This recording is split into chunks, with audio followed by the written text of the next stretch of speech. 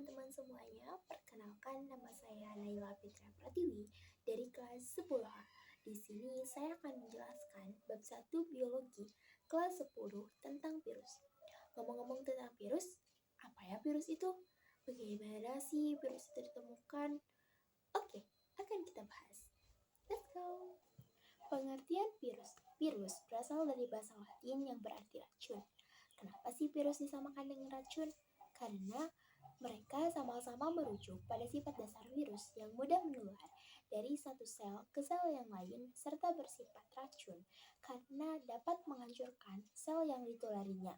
Lalu, bagaimana sih sejarah virus? Sejarah virus. Pada tahun 1883, seorang ilmuwan Jerman bernama Otto Mayer menemukan bintik-bintik pada tembakau. Setelah diteliti, ternyata bintik-bintik tersebut disebabkan penyakit mozaik menular. Mayer menyemprotkan getah tanaman tersebut ke tanaman yang sehat dan akhirnya tanaman tersebut menular. Pada tahun 1892, seorang ilmuwan bernama Dmitri Ivanovsky menyaring ekstrak daun tembakau yang sakit dengan saringan bakteri dan diperoleh filtral daun tembakau. Pada tahun 1897, seorang ilmuwan bernama M.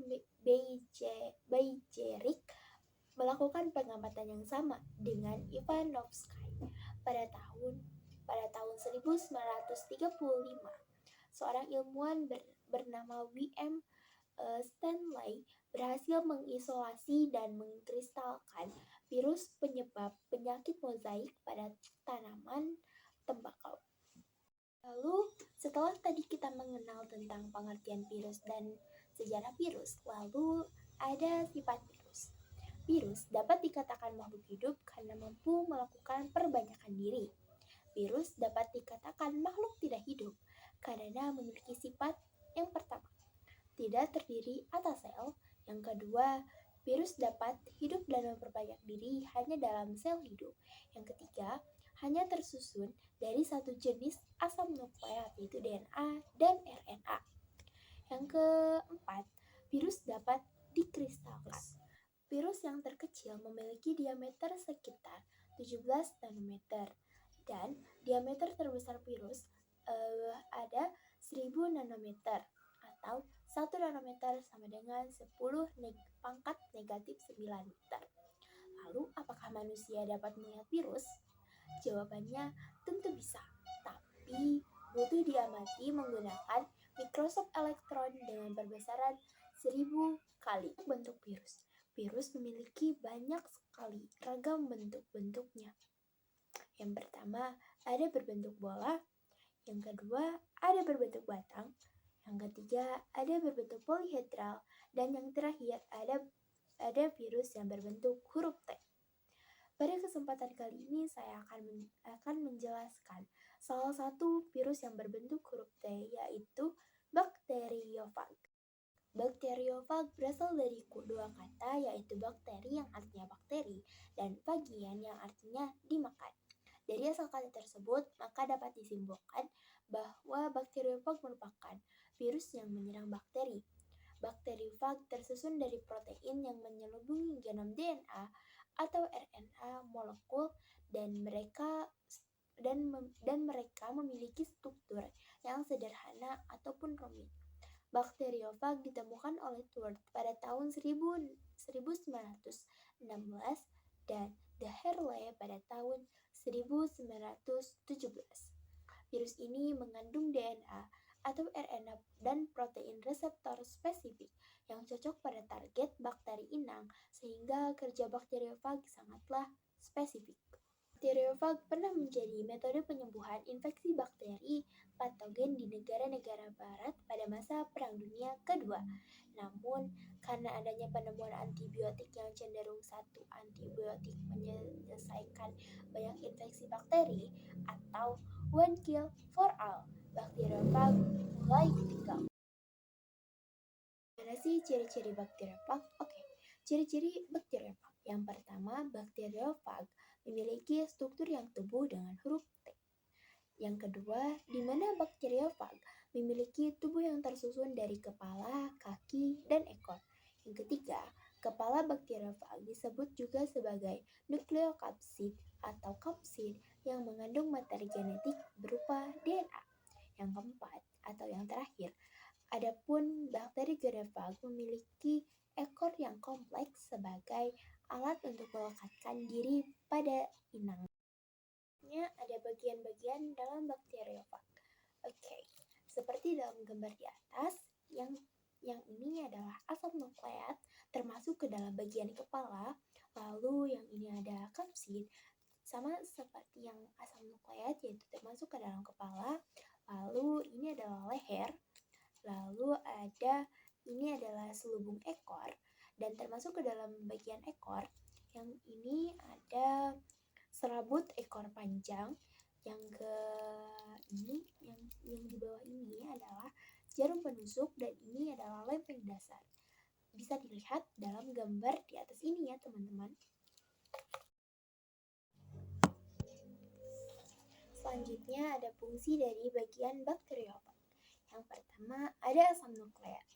Asam nukleat berfungsi untuk menyimpan informasi genetik pembawa sifat. Yang kedua ada kapsid. Kapsid berfungsi untuk melindungi atau membungkus materi genetik. Yang ketiga, leher virus berfungsi sebagai penyangga kepala virus. Yang keempat, selubung ekor berfungsi untuk menghubung kepala virus dan lempeng dasar dari virus. Selubung ekor juga bertugas untuk memasukkan DNA dari tubuh virus ke sel inang. Yang kelima, serabut ekor, bagian yang menempel pada tubuh inang dan bertindak sebagai reseptor. Yang keenam, ada lempeng dasar. Lempeng dasar, tempat menetapnya jarum penusuk dan serabut ekor. Yang ketujuh, jarum penusuk berfungsi untuk melubangi tubuh inang agar selubung ekor bisa memasukkan DNA ke tubuh inang. Kerja bakteriofag. Meski termasuk ke dalam golongan virus, bakteriofag hanya menginfeksi bakteri dan tidak dapat menginfeksi manusia, sehingga aman untuk mengobati penyakit infeksi pada manusia secara efektif. Bakteriofag dapat membunuh bakteri yang menjadi targetnya, seperti virus lainnya. Bakteri juga terbagi menjadi dua jenis berdasarkan siklus hidupnya, yaitu litik dan lisogenik. Bakteriofag litik menghancurkan sel bakteri dan memperbanyak diri, sedangkan bakteriofag lisogenik membajak sistem metabolisme dari bakteri dan mengintegrasikan materi genomnya. Bakteriofag adalah jenis yang digunakan untuk tujuan terapi. Oleh karena itu, bakteriofag sangat efektif untuk menghentikan infeksi yang disebabkan oleh bakteri patogen, seperti infeksi pada saluran pernapasan, disentri, infeksi saluran kemih, dan infeksi bakteri secara luas.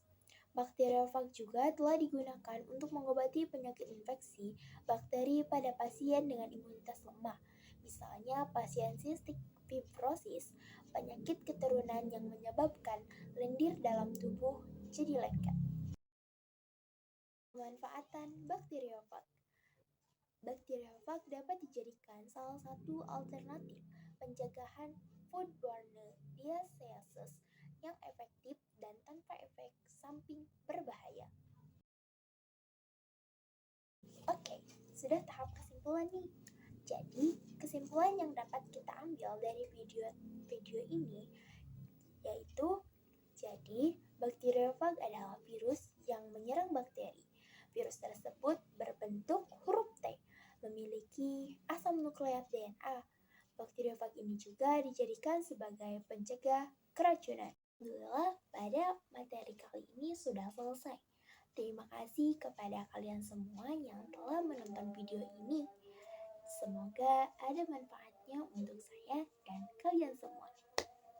See you next video. Bye-bye.